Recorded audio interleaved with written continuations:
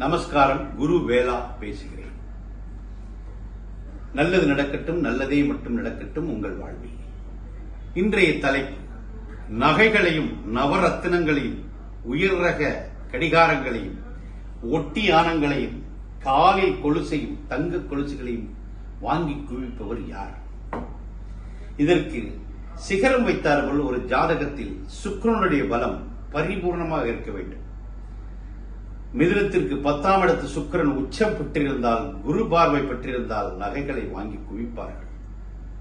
நாளுக்குடைய ஒரு சுக்கிரனாக வந்து கும்ப லக்கணத்திற்கு 4ஆம் இடத்ததிபதி 11ஆம் இடத்தில் இருந்து குரு பார்வை பெற்றால் அவர்களும் நகையும் நவரத்னங்களையும் வைர அட்டியல்கள், வைர மோதிரம், வைர மூக்குத்தி போன்ற உயர் ரக நகைகளை அவர்கள் வாங்கி குவிப்பார்கள்.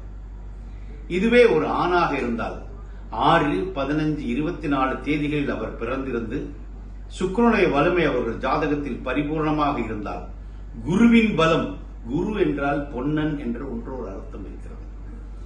குரு பலம் பொருந்தி யாருக்கெல்லாம் உச்சம் பெற்றிருக்கிறதோ, யாருக்கெல்லாம் மீனம் தனுசுவில் ஆட்சி பெற்று சுவர்கள் பார்த்திருந்தாலோ, சந்திர அதியோகமாக நிற்பவர்கள் எல்லாருமே தங்கத்தை வாங்கி குவிக்கிறார்கள். வைர நெட்டியல்கள், வைர கம்மல்கள், வைர நெக்லஸ் இதெல்லாம் வாங்கி கொடுக்கிறார்கள். அவர்கள் ஜாதகத்தில் ஒன்றொரு மிகப்பெரிய வாக்கியம் ஒன்று இருக்கிறது.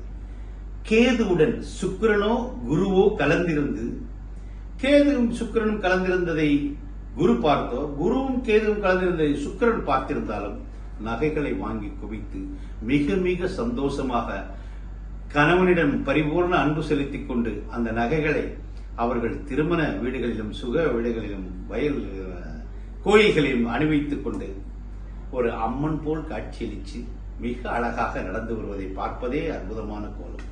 நகை வாங்குவதற்கு மிக சக்தியுடைய கிரகங்கள் குருவும் சுக்கிரனுமே.